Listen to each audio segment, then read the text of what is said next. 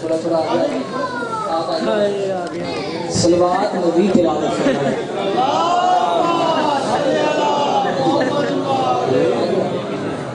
اعوذ باللہ من الشیطان الرجیم. بسم اللہ الرحمن الرحیم.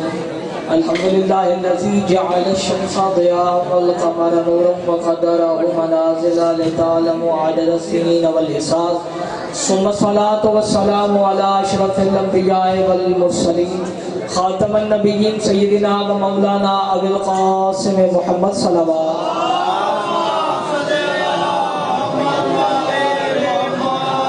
وأهل بيته الطيبين الطاهرين المعصومين المنتخبين المنتجبين ولعنة الله على أعدائهم أجمعين إلى قيام يوم الدين. أما بعد فقد قال حق سبحانه وتعالى في محكم كتاب الكريم وفرقان الحميد. بسم الله الرحمن الرحيم.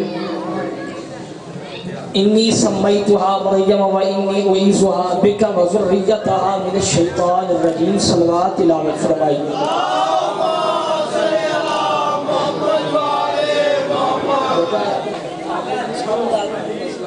سامنے جگہ بالکل خالی ہے, آگے آگے بیٹھے تاکہ گفتگو کا آغاز کیا جائے. صلوات پڑھیے. اللہم میں نے آپ کے سامنے سورہ مبارک آل عمران سے آیت تلاوت کی جس میں اللہ تبارک و تعالیٰ نے ایک منظر بیان کیا. یا میں ایسے کہوں کہ ایک منظر نقل کیا ہے, یا اگر میں ایسے کہوں ایک منظر خود دکھایا ہے. کیونکہ قرآن جو پڑھتا ہے اس کے لیے ایسا ہی ہوتا ہے کہ جیسے سامنے اس کا واقعہ موجود ہے. تو اللہ تبارک و تعالیٰ نے یہاں جناب حنا کا ذکر کیا. یہ حضرت عمران کی زوجہ ہیں اور حضرت عیسیٰ کی نانی.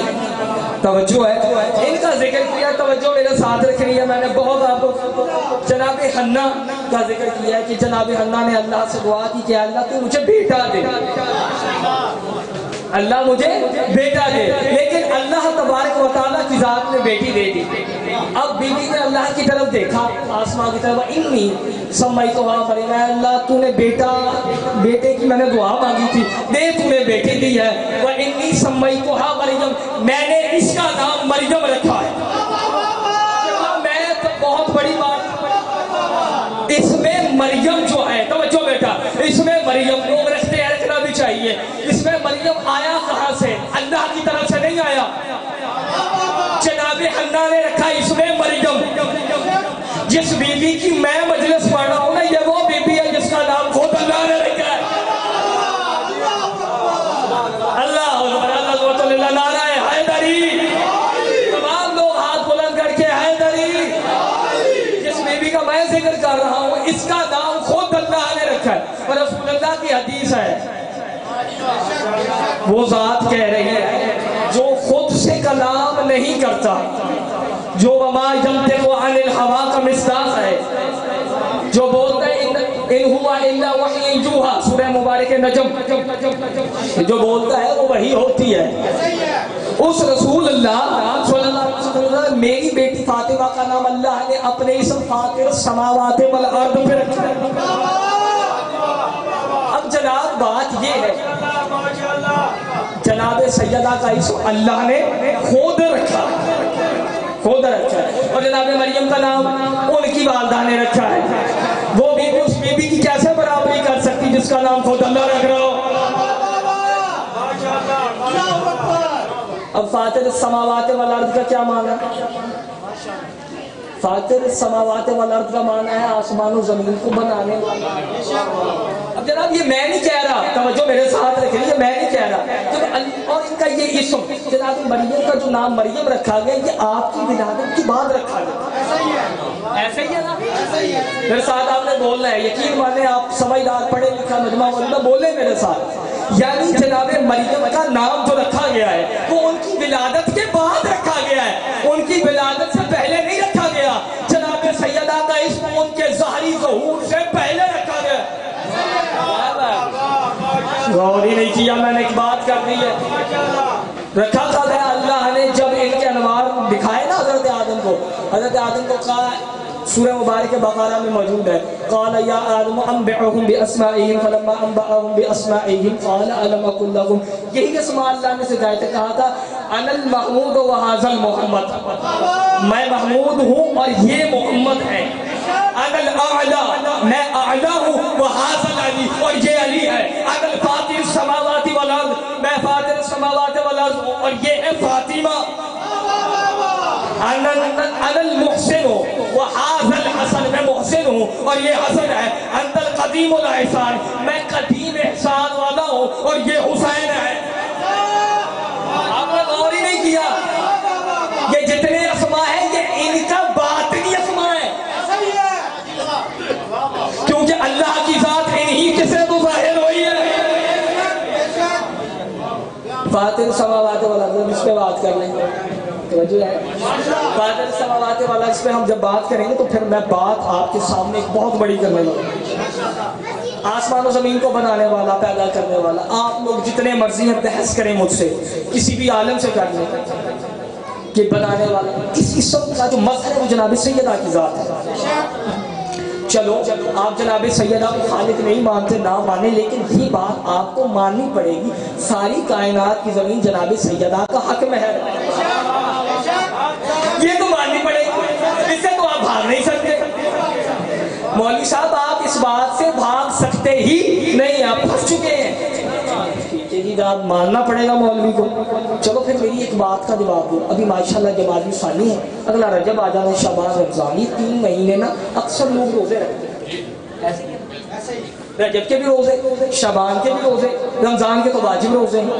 ٹھیک ہے، یہ 2 مہینے کے بھی لوگ رکھتے، رکھنے بھی چاہیے. اب ایک بندہ افطار سے پہلے کہیں باہر سے گزر رہا ہو، باہر کھجوروں کی ماشاءاللہ ریڑھی لگی ہوگی، وہ وہاں سے کھجوریں چک کر کے اپنی جیب میں ڈالے اور چلے جائے.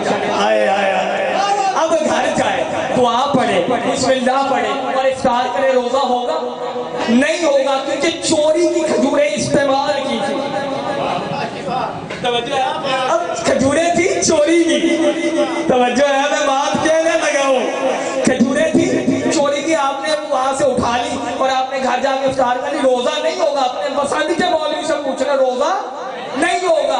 میں سب کی نمازیں روزے صحیح کرنے والوں، اگر چوری کے پانی سے وضو کرو گے تو وضو نہیں ہوگا. ساری کائنات کا پانی سیدہ کا حق میں ہے. اب سیدہ کا بم رکھ کے افطار کر یا وضو کر، روزہ کل بھی بات تھا، نماز کل بھی بات تھی، آج بھی بات کرا، ہمیشہ بات.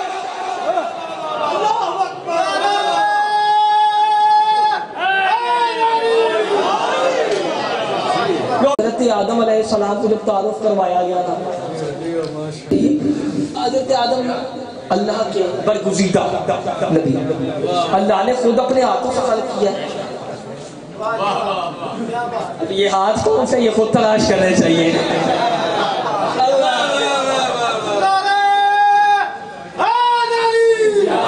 سلامت رہیے، سلامت رہیے. جزاک اللہ. مولا آپ کو سلامت رکھے، امام زمانہ آپ کی قدم با قدم محافظت فرمائے. جملہ توجہ سے سنیے گا. میں آپ کو بات بتاؤں کہ اللہ نے، اللہ کے برگزیدہ نبی، اللہ نے ایک چیز دیکھی حضرت آدم علیہ السلام، بہت عجیب تھی. انہیں دیکھا کہ آسمان پہ، عرش پہ اللہ کی ایک خاتون کا، مستور بی بی کا، کسی کا سایہ نظر آیا. حضرت آدم اللہ کے برگزیدہ نے اللہ سے پوچھا، اے اللہ یہ بی بی کون ہے؟ اب اللہ نے جملہ کہا، اس جملے پہ آپ کا بولنا واجب ہے. اللہ نے کہا کیا تو پوچھ رہے ہیں، بی بی کون ہے؟ کہا تمہیں پتہ نہیں ہے آدم، تو کیا پوچھ رہا اور کیسے پوچھ رہا ہے؟ آنکھیں بند کر اور سر جھکا پھر پوچھے بی بی کون ہے. آنکھیں بند کر، سر جھکا پھر پوچھ یہ بی بی کون ہے. جس بی بی کی یہ عظمت تھی نا، اس کو جگہ جگہ مسلمانوں نے رلایا. اس بی بی کو جگہ جگہ مسلمانوں نے رلایا. کبھی مدینے میں رلایا، کبھی کوفے میں رلایا، کبھی کربلا میں رلایا. اب مجھے معاف کر دینا، سخت جملہ کہہ رہا ہوں، کبھی بغداد کے پل پہ رلایا. اجرکم اللہ، اجرکم اللہ. مولا حسین آپ کا پرسہ قبول کرے. میں نے جان کے فضائل مختصر پڑھا ہے کیونکہ یہ دن جب ایام فاطمیہ ہے، میں چاہ رہا تھا آج بی بی کو بی بی کے اس بیٹے کا پرسہ دیا جائے کہ جس کا جنازہ 3 دن تک بغداد کے پل پہ پڑا رہا.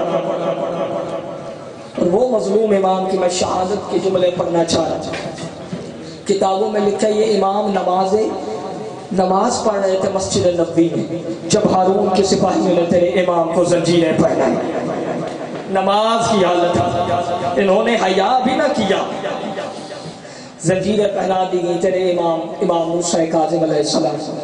کتابوں میں لکھا ہے امام علیہ السلام نے کہا مجھے میرے گھر جانے دو، مجھے میری بیٹیوں سے ملنے دو، لیکن کسی نے ملنے نہ دیا۔ میرے مولا رستے میں دیکھ رہے ہیں کوئی میری ضمانت دے۔ ایک یہودی میرے مولا کو دیکھتا ہے، مولا کو کہتا ہے مولا کبھی آپ نے کسی سے بلند آواز سے کلام ہی نہیں کیا، آپ کا قصور کیا ہے؟ فرمایا میرا قصور یہ ہے میری دادی کا نام زہرا ہے۔ اجرکم اللہ، اجرکم اللہ، امام زمانہ سلامت رکھے۔ بس ادادارو اتنا قید خانہ تنگ تھا، 14 سال حالت رکوع میں گزر گئی، اتنا سخت رکوع میں نہ سجدہ میرا مولا کر سکتے، کیسے سجدہ کرتے رکوع کی حالت میں۔ بس میرے مولا کے قید خانے سے ایک بندہ گزر رہا تھا مولا کی طرف، مولا نے اسے آواز دی، مولا نے کہا تجھے میں ایک دعا دینا چاہتا ہوں۔ کہتا کیا؟ فرمایا میں تیرا 7واں امام ہوں، تجھے دعا دیتا ہوں کبھی تو کسی مسلمان کا خون چھوڑ دیا، 23 رجب والے دن اس امام کو انگوروں میں ظالم نے زہر دی۔ عزاداروں جب زہر دی گئی نا، زہر کا نتیجہ یہ ہوا تیرے امام کے چہرے کا رنگ بدل گیا، کبھی چہرے کا رنگ سبز ہو جاتا، کبھی نیلا پڑ جاتا، آخری راتیں آئیں تو زرد ہو گیا۔